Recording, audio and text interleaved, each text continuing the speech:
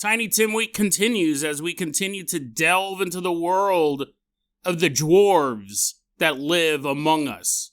Paranormal dwarves, not genetic. I'm not talking about people who are born with dwarfism. I'm talking about spooky ones. And then you got to be specific, right? And then we take a look at the story of a young aunt human aunt, sister of a whatever. The point is that we're going to cover the story about a family member who realizes that her niece is in trouble. But what happens when it turns out she's the only one who believes her niece is in trouble? And the paranormal threat her relative is facing may end up killing this young girl. Today on Dead Rabbit Radio.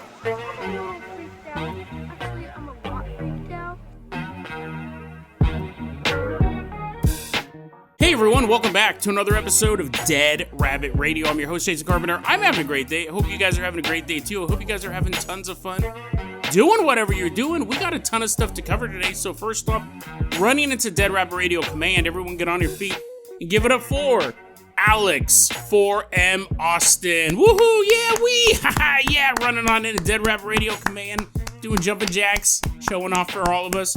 Jack. That's something you want to say when someone walks into your house. But anyways, it's short for jumping jack.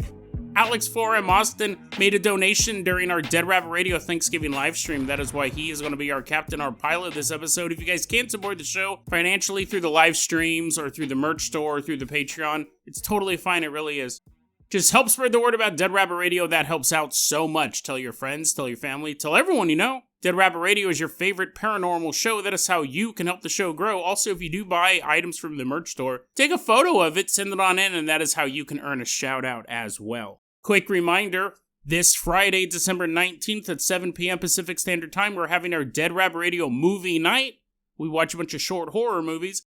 That is for Patreon members, both paid and free members of the Patreon. And then December 20th, we're having our Dead Rabbit Radio movie morning. That's at 9 a.m. Pacific Standard Time, and that is available for everybody. So even if you're not a Patreon member, you can join us for the Dead Rabbit Radio movie morning. I hope to see you guys all there. Okay, Alex 4M Austin, let's go ahead and get this party started. I'm going to toss you the keys to the hair hovercraft. Everyone climb on board as Alex 4M Austin fires his bad boy up. We're leaving behind Dead Rabbit Radio Command. Alex, why don't you hover us all the way out to Vietnam?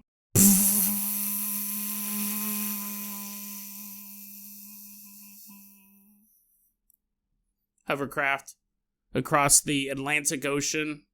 As we're headed all the way out. I guess Pacific would have been easier to take, but anyways, eventually we get to Vietnam. It doesn't matter how long the journey is, because we're actually headed back in time to the year 1969.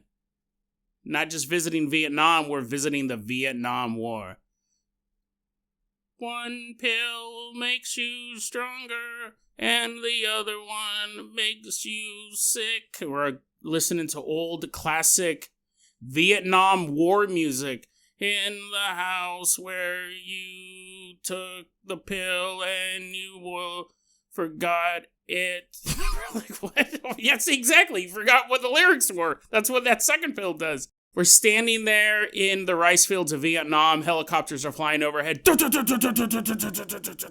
Guys are walking around with big old machine guns and stuff like that. And we're standing there in our army uniforms. It's so cinematic. We're watching these helicopters fly overhead. The commander is smoking on a big stogie, and he goes, "Listen up, you pukes. You guys thought it would be a nice time over here? Well, it's not." We're like, nobody thought that. Who thought it was going to be a nice time over here? Shut up. You guys thought that this was going to be a walk in the park, didn't you? Well, it is a walk in the park. A park full of blood. And he's chewing on his big old cigar. And then all of a sudden, we hear gunfire erupt around us. Get up, you maggots. Run where the bullets are coming from and shoot. Shoot that way! And that night we're sleeping in our bunks. It's been a pretty eventful day, right? They dropped off the new troops right in the middle of battle. I thought we'd at least get some lunch before we got shot at. We're in the thick of it. 1969, we've been spending a lot of time in Vietnam, blowing people up, getting shot at, smoking cigars, listening to music. And then we meet this new guy come in. This new guy comes in. We'll call him Joey. Joey Cross. is his made-up name. You go, hey, Private Cross, we've been here for a while. We've been here for 12 hours. That makes us veterans, you greenhorn. Johnny Cross, hey, it's good to have you here. Hey, you got a girl back home? And he's like, I do, actually. I have a girl back home. I'm married to her already. And we're like, well, that's pretty optimistic there, son. Oh, but, I guess you got to have somebody to go back to. Because this guy's real young. He's like in his early 20s, 19, 20, something like that.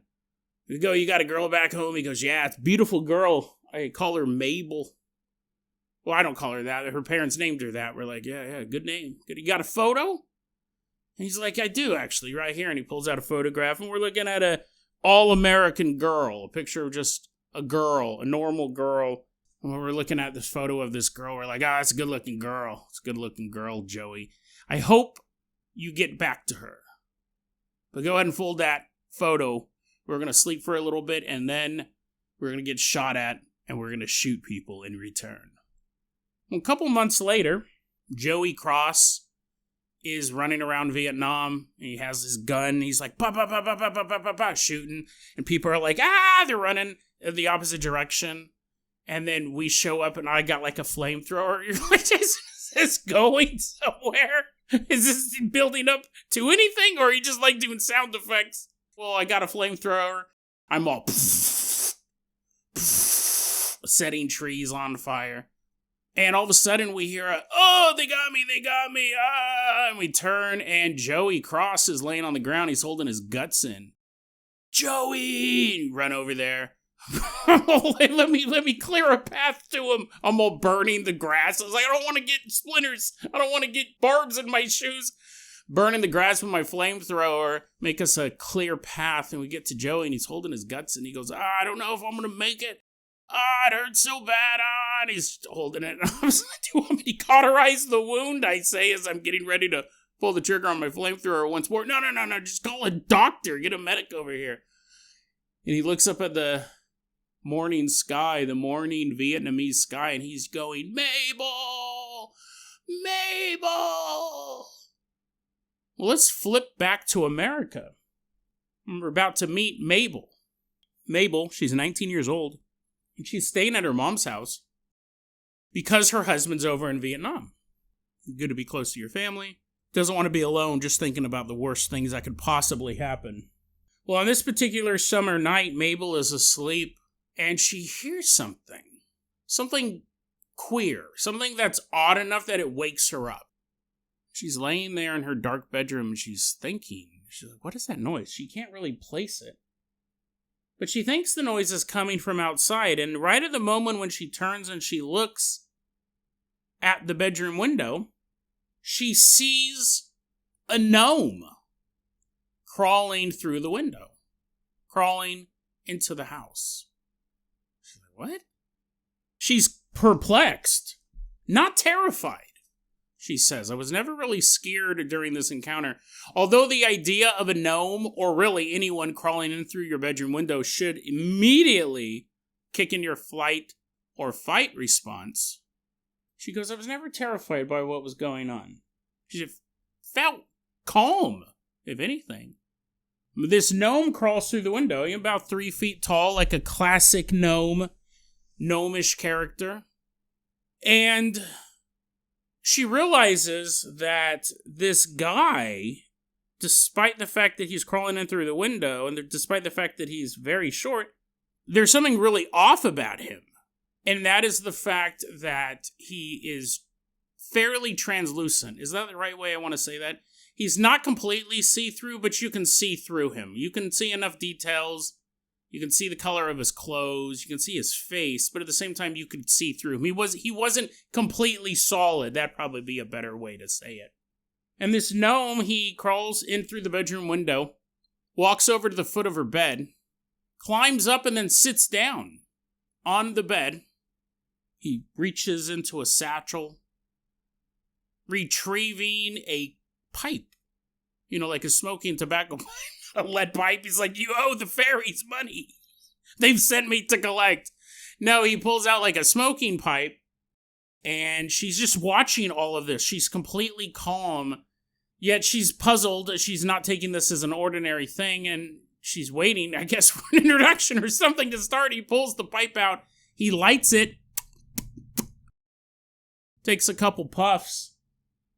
The gnome then looks at Mabel and says, Mabel's not a real name. I don't know if I said that earlier. It's the name we're giving. She didn't reveal her real name, but the gnome sits there and looks at Mabel and goes, I have some bad news about your husband. He's okay. He's okay. But he's in a bit of trouble. You'll learn more about this tomorrow morning, but I just wanted to prepare you for the bad news. Puffs his pipe just a few more times. He then takes his tobacco pipe and taps it in his hand, which I had to look up as to why someone would do that. I guess it helps pack the tobacco. So it's not like he's emptying it. He's all hot ash. He's all screaming. He's laying on the ground in her room. No, he's like tapping the pipe to compact the tobacco. The gnome jumps off the bed, walks over to the window, and crawls back outside the house. It's that moment, after the gnome leaves, when Mabel begins to understand the gravity of what it just said. Now she's getting worried. Now she's getting scared. The next morning, Mabel does indeed get a phone call from the army. And they tell her that Joey's been injured. He's okay, but we're shipping him back home. 10 days after that phone call, Joey Cross came home, back to his beloved Mabel. Now, I don't know if he's actually injured in combat, by the way.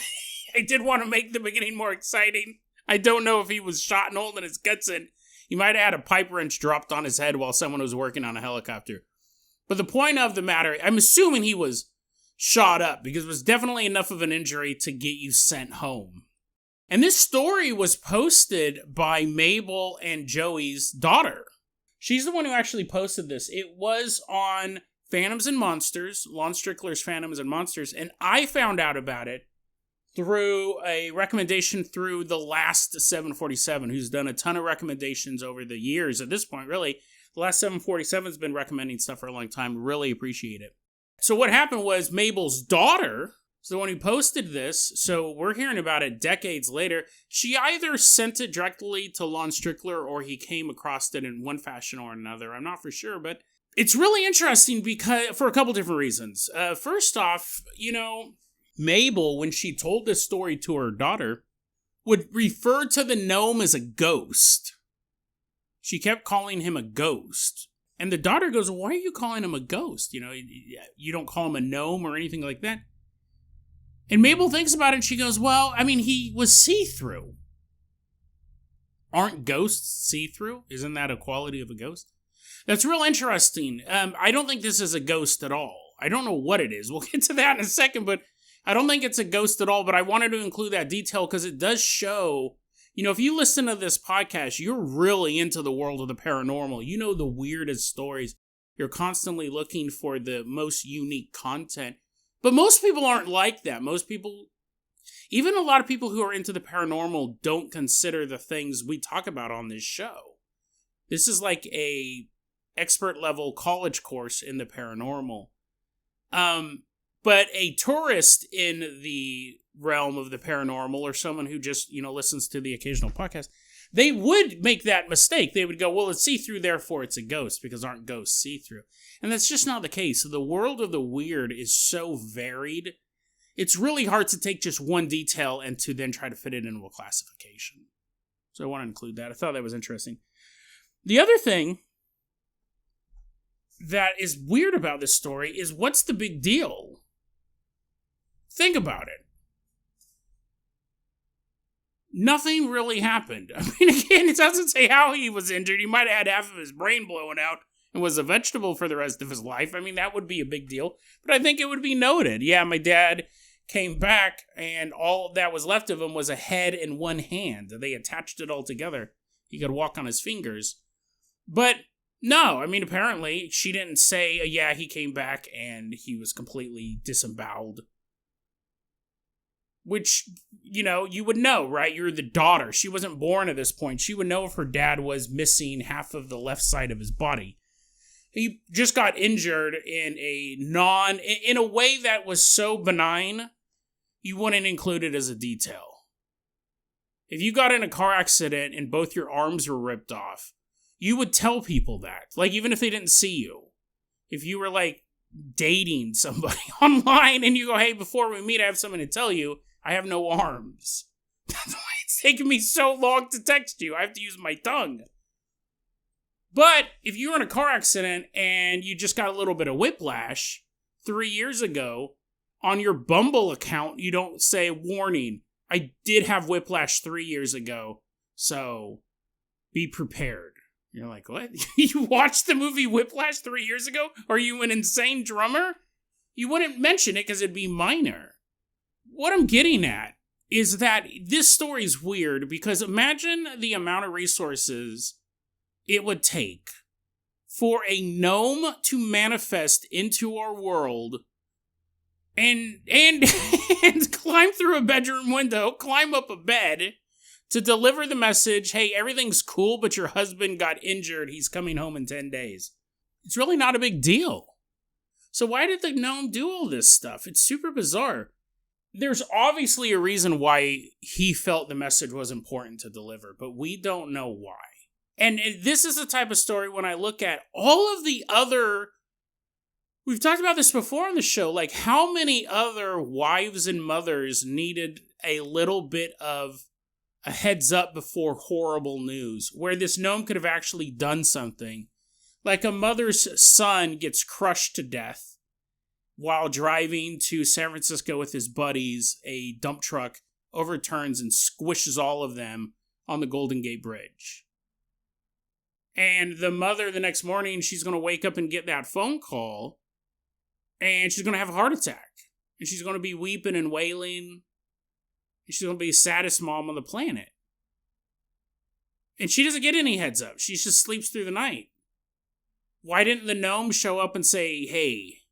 Well, actually, now that I think about it, maybe the gnome is supposed to do that, but at this point, he only likes delivering good news. He goes, listen, it's been 5 centuries of me waking up women in the middle of the night to tell them their sons are smushed to death. I'm tired of the wailing. But imagine that. That mother wakes up in the middle of the night, and it's a gnome and her son crawling through the window. Like, Jason, now you're adding other stuff. The son's crawling through. That would be the scariest thing in the world. If you went to bed and your kid was alive, you woke up in the middle of the night, and you see your son crawling through the bedroom window. Oh my, that is like almost something out of a horror movie. That would be the worst. Like if he just appeared at the foot of your bed and said, hey mom, don't worry, I'm dead. Yeah, I'm smushed, but death is pretty cool. Don't worry about me, mom. And then he disappeared. You know, that obviously would be heartbreaking, but it'd be kind of fulfilling. You'd be like, well, my son was squished, but he still lives on after death. Now imagine your son crawling through the bedroom window in the middle of the night, and he's 3 feet tall. Because he got squished, actually. That makes sense. He's like, did you know the human body's like an accordion? And the way you die is the way your ghost appears. Also, I was wearing this gnome hat right at the moment when we got killed. That's why I have this pointy gnome hat on. He crawls in through your bedroom window, and he's 3 feet tall, and he sits on your bed. You're like, Jason, this is totally different now. It's not even questioning why the gnome delivered the message. Now you're just telling a different story. You're like, son, I didn't know you smoked. As he pulled out the pipe, he's like, we all smoke here. We all smoke in tiny land. It's so weird. It's such a minor story. Why did the gnome feel compelled to deliver it? I don't know. Which is one of the beautiful things about the world of the weird. Sometimes, it doesn't have any rhyme or reason. That's one of the things I like about doing this show, is sometimes trying to find those details. And then you come across stuff like this, and you go, what a waste of paranormal resources. She could have just woken up the next morning, and gotten the news, and it really wouldn't have been any better. And apparently this gnome was never spotted any other times in the family, and never delivered any other bad news to Mabel or anyone else. Just a one-time event. Quite odd.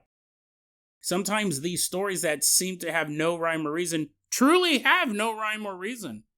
And that's what makes them stand out. It's just so bizarre. I said I wanted to do 2 tiny tales of little people, but I guess I'll save one for tomorrow. Alex 4M Austin, I'm going to go ahead and touch the keys to the world famous Carpenter Copter. We're leaving behind Mabel's house. We're leaving behind Mabel's house. I'm actually going to completely change up the end of this episode. We're leaving behind Mabel's house. Alex, why don't you fly us all the way out to the home of Steven Spielberg?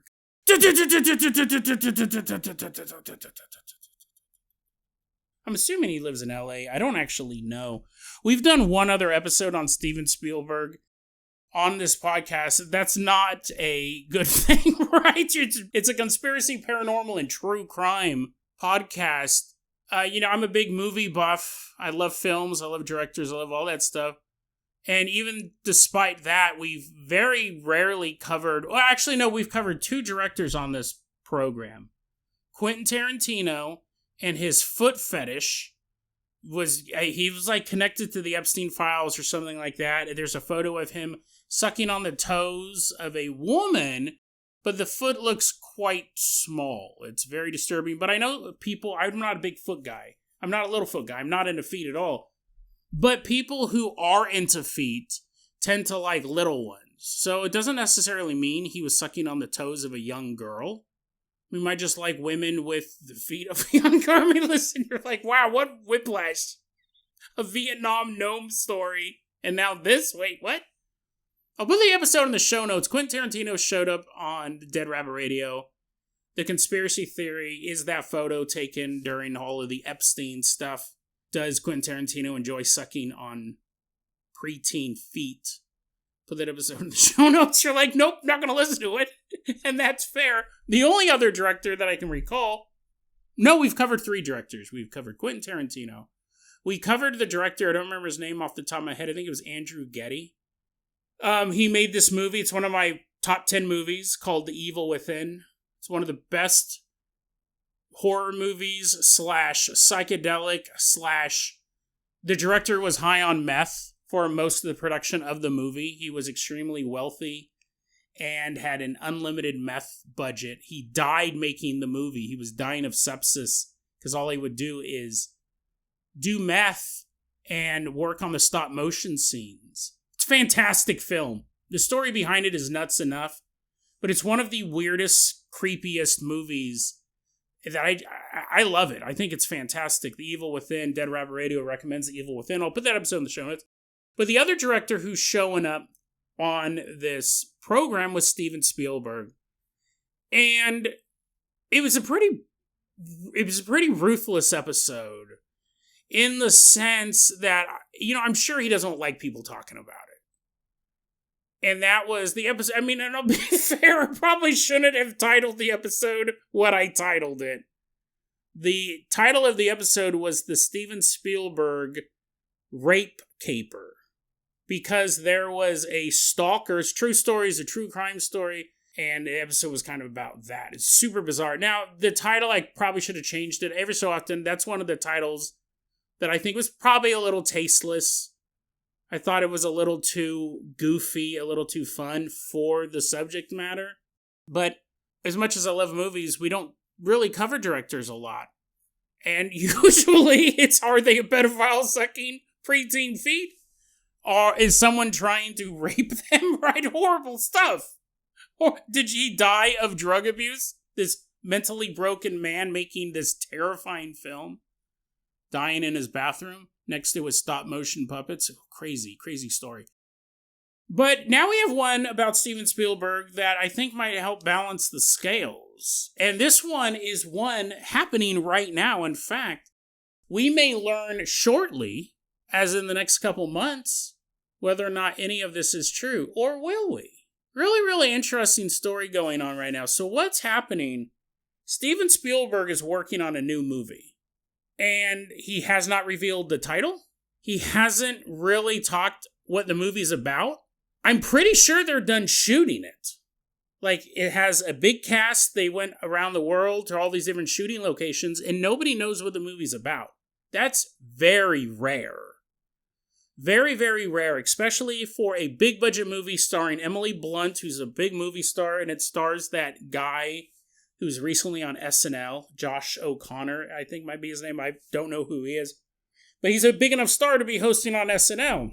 And I'm a big SNL fan, so that means a lot to me. But anyways, the point is that it's a big movie. This isn't some low-budget film. It's not, some fly-by-night production. This is a Steven Spielberg movie with A-list talent traveling around the world. Millions of dollars, costing millions and millions of dollars. Nobody knows what the movie's about.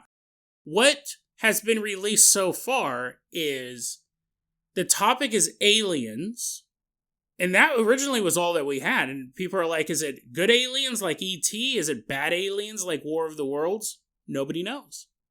And within the past week or two, a movie poster has been released with still no title on the movie poster. Nobody knows what the movie is called, but this poster has been released and it's been put up on these big venues. And it's interesting because I looked at it for a while and I misread it. I thought I was seeing something that wasn't there, but maybe that's the first part of the puzzle. The photo is a close-up of an eye, and then there's a weird, silhouette of a bird, and then it just says, all will be disclosed. All will be disclosed. Now, when I was reading about this, apparently that's a human's eye. It's like a human's face, but the face is upside down. And it has this look of terror in its face, or in its one eye that you can see. Which right off the bat, the one-eyed symbolism is a huge thing in the Illuminati hidden agenda conspiracy theory circle. The single eye is a big part of that imagery. But I thought that it was a gray alien. Not like the solid black eyepiece, but because the face was upside down and I didn't notice the eyebrow, to me I thought it was a close-up of a gray alien or a gray alien hybrid human. But when I was reading this article and they said, oh, it's a human's face upside down, now I can see the eyebrow. But I wonder if that's part of the point, is that you don't really know what you're looking at. Maybe it's a Rorschach test, or Rorschach. You see what you want to see. All will be disclosed. So it's an alien movie. And apparently it may be, he's been working on this movie, he's been wanting to make it since the late 70s. Really interesting. I'll put these articles in the show notes for the full story. But basically, he wanted to make a movie about aliens coming down, and it was a horror movie. This group of aliens come down, and they visit this farm, and first they're trying to communicate with all the livestock. They don't really know what the dominant life form is on the planet. And one of the aliens, nicknamed Scar, begins killing the animals, almost out of spite. And at that point, the small group of aliens realizes there's a house nearby, or they discover this house, or however it works out, and then they besiege the house. It was loosely based on, what was it, the Kelly Hopkins incident? I may be getting the name wrong, but it's one of the very famous stories in old UFO-ology about a group of aliens that appear to be goblin-esque attacking a house. Kelly Hopkinsville, maybe? I'll put that in the show notes as well. He was inspired by that because J. Allen Hynek, who was, I know I'm just kind of throwing a lot of info about this, we're going to get to a narrative in a second. J. Allen Hynek, who's really big in UFOology, he was one of the driving forces, one of the investigators doing Project Blue Book. He was on set with Steven Spielberg when they were making Close Encounters of the Third Kind. And Steven Spielberg, talking to J. Allen Hynek, learned about this story, about these goblin aliens besieging a house. And Steven Spielberg goes, dude, that sounds awesome. I want to make that movie. Cut! Why are we making this stupid movie? The aliens aren't attacking anyone. Close Encounters of the Nerd Kind, am I right? But he wanted to do this movie, and what happened was he was shooting Indiana Jones and the Raiders of the Lost Ark, the first one.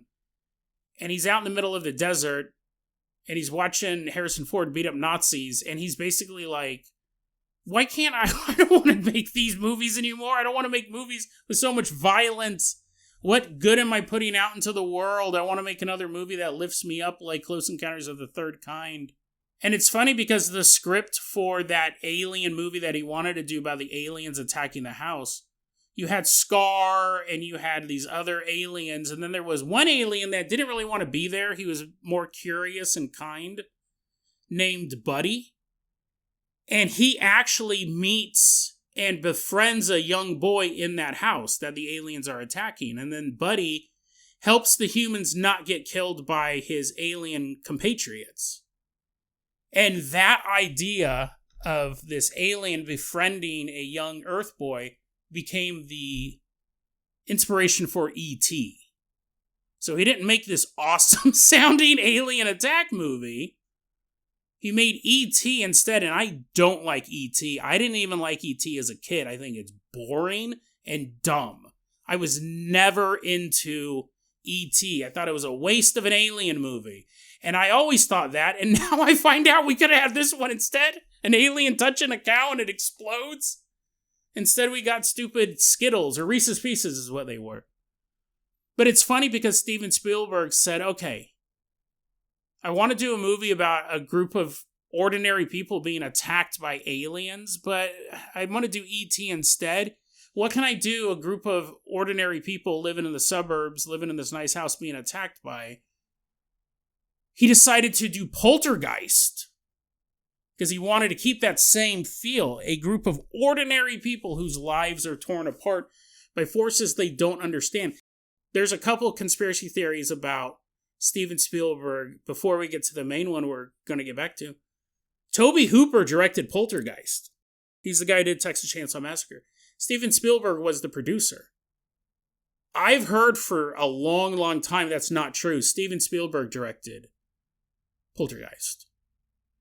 But his agents were like, don't put your name on this. This is slop. This is just a trashy movie that people aren't going to remember. You're the guy who did Close Encounters. You're the guy who's doing E.T. Don't do this Poltergeist. Or you can do it, just don't tell anyone you did it. It's possible, right? You could have a director, but Steven Spielberg's the producer. He's on set all the day. He's making the final decisions and things like that. There's another conspiracy theory, too. It's kind of along the same lines.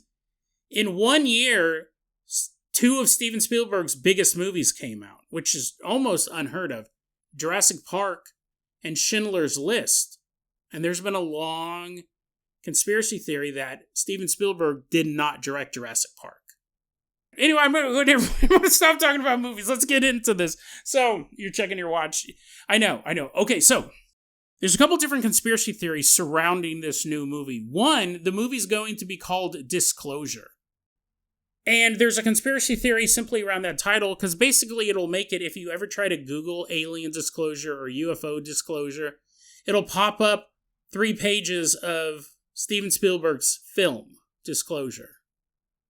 So it buries a bunch of search results. That's a conspiracy theory you hear with the movie too, Disney Frozen. They chose that title, so they got tired of people talking about Walt Disney's frozen head, or frozen body, however it is. So they called their movie Disney's Frozen. So it would be hard to search for it. It's possible. But the more intriguing theory to me is the idea of what's known as soft disclosure. There was an article written in the... Where did I see this article at? There's an article written in the Telegraph by Liam Kelly. And the headline of the article was, does Spielberg's new film star real aliens? And this is a conspiracy theory going around the fact that because Steven Spielberg has such a strong working connection with the government, because he does, he's an A-list director, he has the power, he has the connections, and he's done movies other than War of the Worlds. His movies like Close Encounters of the Third Kind and E.T. tend to make aliens less scary, because before movies like that, you did have Star Wars, but that was a bit different. That was more of like a sci-fi adventure. Movies where aliens came to Earth, they were always terrifying. In the 50s and the 60s, these aliens with the big boom of sci-fi movies, these were not people you wanted to meet. They made the Earth stand still. They were the thing from another planet. They were the blob. And then he comes around and does Close Encounters of the Third Kind and E.T., and it kind of does a whitewash on it. And there's this feeling that the government, let's say that it is all true and the government knows that aliens exist, they don't want people instantly being afraid of them or hating them. Because that's going to make it very complicated if the government does ever disclose, yes, there are aliens out there. The first question people are going to ask is, are they trying to blow us up? Are they trying to eat us? Are they trying to take over our planet? Because those are the things we see the most of. So it would make sense. And this idea that this movie may feature a real alien in it. Now, whether that means an alien has been cast in it, probably not. But photos of aliens, authentic photos of aliens that have been taken on military bases, could those be shown in the movie? How about in the movie there's a scene where they're analyzing the remnants of a real-life crashed UFO? Or even more insane than that, what if there's a scene in the movie where they go to a military base and we are looking at, for the first time, a fully intact UFO, and in the movie they show it working? You go, Jason, that's super far-fetched. Well, what's fascinating is we did an episode like this a long time ago. I'm trying to remember exactly who the directors were, but at one point, I'll put the episode in the show notes, at one point, the U.S. government contacted this famous documentary maker and says, we have authentic UFO footage, we want you to include it in this movie you're making about UFOs. So we do have precedent of the government approaching people saying, we want to get this out, we want to get the ball rolling on this disclosure thing. This was back in the 70s as well. We want to show you this footage. That's a really cool episode. I'll go ahead and put it in the show notes, but we do have a precedent for that. And now and they canceled the project. The government was like, no, never mind. That's how that worked. But could they finally be ready to do that? And if they're going to do it in a big budget Steven Spielberg movie, where they show for the first time a real life UFO or a real life photo or video footage of an alien. Now, most people would think that it was AI or special effects, sure. But it wouldn't be. It'd be the first time the general public is seeing a real UFO or a real alien. And that's what is called soft disclosure. Whether or not you want to believe it is up to you. We're putting it in a film where everything else is fictionalized. Except for this scene. This is real. You want to believe it, you don't want to believe it, that's up to you. But it's a way for a government to come out and say something is true without making it official, without the president actually saying it. You know what's funny? As I was recording this episode, they just dropped the trailer for the Stephen King movie. Like I was just watching it in the bathroom on my phone. Thank God for technology, right? That I can watch a movie trailer on my phone in the bathroom. And they announced the title of the movie. It's called Disclosure Day. Which isn't a great title, honestly. But the movie is about, and maybe I'll play a little bit of the trailer right here. It'll get yanked for copyright reasons, but the first 1,000 people who listen to the episode will hear it. If you found out we weren't alone, if someone showed you, proved it to you, would that frighten you? Good morning, Kansas City. Let's take a look at today. Today is today's.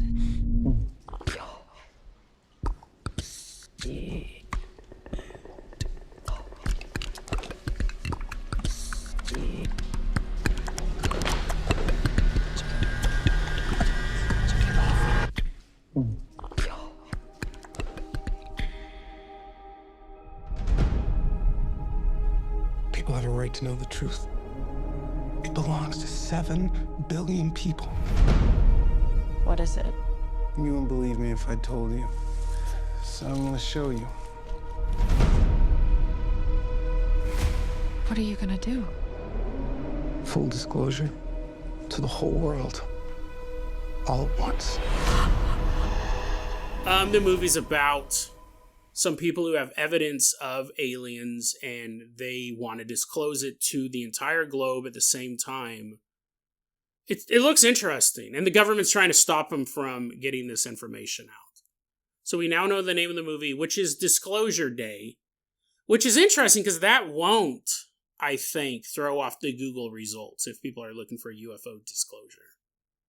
And that may be on purpose. Steven Spielberg may have wanted to have a name, because he definitely has an interest in UFOlogy and aliens, because he's done multiple movies about the subject. He may have realized if I just call it Disclosure, then it'll make it harder for people to find legitimate information on this topic. So we have the title, we have the trailer. The movie comes out summer 2026, right? It's 2025 right now. So that's interesting. It was pretty cool timing, right? That I was able to add this little intro, this little explanation in. But I want to end this segment on this. I thought this was really interesting because the question comes about, let me get back to the whole soft disclosure thing. The government wants something to be known, they could have it released in movies, which is different than predictive programming. That's a conspiracy theory tied to the Illuminati, where before they do something truly evil, they have to give hints about it in the media so they can get karmic balance by doing the evil act, or it's part of the black magic spell, or there's a couple different conspiracy theories on that. This is different. This is actually more plausible, and they probably actually do it. If you want, for example, I have always felt this, if you want to raise a generation of Americans to lay down their lives fighting against terrorism, like Al-Qaeda and ISIS, you spend the 80s, you spend their early childhood creating an entire toy line and cartoon, very popular, both toy line and cartoon, about a group of American citizens fighting a terrorist organization. G.I. Joe versus Cobra. Because you know where these trends are coming. Everyone knew that the Cold War was going down, but we were going to have a fractured world, and because we were seeing what was going on with a lot of these very violent terrorist groups, sociologists and future think tanks, where they have to think about 20, 30 years in the future, knew that terrorism was going to be a global threat in the 90s and the 2000s. So you would basically just start getting people ready to fight against, instead of a nation like the Soviet Union or a nation like China or Vietnam or what have you, a terrorist organization. That was what my media was. And then fast forward to late 90s, 2001, so on and so forth. That's who America was fighting most of the time. Even going into Iraq, it was because Al-Qaeda, a terrorist group we were told was in Iraq. That's kind of like a soft disclosure. That's probably not the best example of it, but it's a way to prepare a generation to fight against terrorists. The amorphous, you never know who the next enemy is going to be. They're not bound to any particular nation, but they're bound by an ideology. So it is possible you would do that. I could see a government saying, we want people to, now we're going to disclose this stuff coming up. It's no longer decades away, it's years away. Let's put stuff in this movie that will get people ready for that moment. In the trailer that shows a lot, it's about like faith as well. Why would God create such a vast universe and put us the only ones in it who can enjoy it? Lines like that, because that's a big concern about disclosure. People go, what's going to happen with the religious people? How are the religious people going to take it? So again, it looks like a very interesting movie. But I did want to end the segment on this, because it kind of shows what Steven Spielberg's relationship is with the United States government and with aliens. I think Steven Spielberg was kind of shocked by this as well. He didn't expect this. Very interesting. So, back in 1982, E.T. had just come out. And very often, the White House will hold a special screening for certain movies. Like the very first screening, like outside of the studio system, one of the first screenings of Independence Day was at the White House. Bill Clinton's White House. They have a viewing room, they have a theater and all that stuff. Presidents are people too, right? Everyone's just the person at the end of the day. Ronald Reagan has a special screening of E.T. back in 1982. All these people are here. You have people working for the government, people who did a good job that year, so Reagan likes them, invites them to the screening. The room's full of people, including Steven Spielberg. Steven Spielberg is watching his own movie in the same room that Ronald Reagan is in. And the movie goes on, it's boring, dumb kids running around, alien with the glowing finger. And then the credits start to roll. And at that point, Ronald Reagan gets up and turns around and addresses the audience. And Reagan says, quote, "There are a number of people in this room who know that everything on that screen is absolutely true." Unquote. And Steven Spielberg's sitting there, and he said everyone in the room laughed. But Reagan wasn't joking. He said Reagan was not smiling as he said it. He said it as a statement of fact. Which honestly probably came as a surprise to Spielberg himself as well. But when you do movies like this, you do get technical advisors. You get UFOologists. You get people who know a lot about a subject. And it's pretty much any movie. I mean, probably The Last Unicorn didn't have a unicorn advisor, but war movies, you have people come out, talk about scenes. You want to make things authentic. Business movies like The Wolf of Wall Street would have advisors come out. Goodfellas, you have advisors come out who know about what the movie is. And some of those advisors probably gave Spielberg real information. And Spielberg didn't even know it was real information.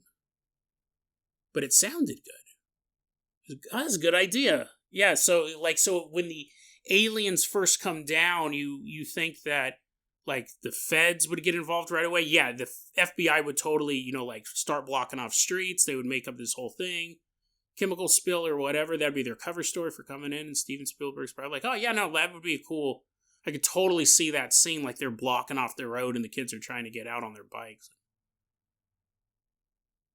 When in fact that may have actually happened in another part of America previous to this movie. A downed craft, a little too close to a neighborhood, gets turned into, there was a chemical spill in the river. We have to make sure that we can bring in our emergency vehicles. So we're shutting down these roads, and really these agents were looking for a survivor of this crash. Little details like that, right? That would have actually happened get added into movies like this, and sometimes the filmmakers themselves don't know that the person telling you that was a real event. In a movie that is filled with a bunch of little vignettes like that. You have the movie written as a whole, but then there are certain things in it that are based on truth that nobody knows were based on truth. It's just something that an advisor recommended. Saying this is how we would do this. Not knowing that what that advisor really means is this is how we've done it in the past. Now, I don't know if this movie's going to be any good, right? This story was written, I didn't know any of this stuff, right? I got this article, it was written by Liam Kelly, it was in the Telegraph, it was awesome. I didn't know any of this stuff, but I'm more hyped for this movie now than I think I was before, which is the point of publicity, right? It's making me hyped for the movie, this conspiracy theory behind it. So I'm eager to see it. I do like Spielberg's later stuff. I was never a fan of his early stuff, but yeah, interesting. And if they did, again, if an advisor says, hey, I can get some photos. I know a guy who does all this makeup and stuff. And he's made photos for us to do mock-up games. Like, we have these photos of aliens and how would people react to them? And they're all fake. We got some makeup guy to do it. But they're actually in government archives. Would you like me to bring them down, Mr. Spielberg? You can take a look. Steven, you can take a look at them and maybe put them in your movie because it's actual government. Oh, yeah, that sounds awesome. They're actually government makes fake alien bodies to show each other. Yeah, we do it. We did a big experiment back in 72 to see how people would react. And they were really giving them real photos of alien bodies. That is something that the government would actually do. Because they want to slowly get a population ready for something. That as much as we say we are ready for, as much as people who want disclosure say we are ready to know the truth, we don't really know if that's true. We don't really know if we are ready, because at the end of the day, we don't know what we don't know about the aliens. But there were people in that room, that theater in 1982, who did know what we don't know. And they're still keeping it from us. And maybe there's a really good reason for that. Maybe when all the facts come out, we will learn we weren't ready to know. But there's no going back after full disclosure. DeadRabbitRadio@gmail.com is going to be our email address. You can also hit us up at Facebook.com/DeadRabbitRadio. TikTok is @DeadRabbitRadio. Dead Rabbit Radio is the daily paranormal, conspiracy, and true crime podcast. You don't have to listen to it every day, but I'm glad you listened to it today. Have a great one, guys.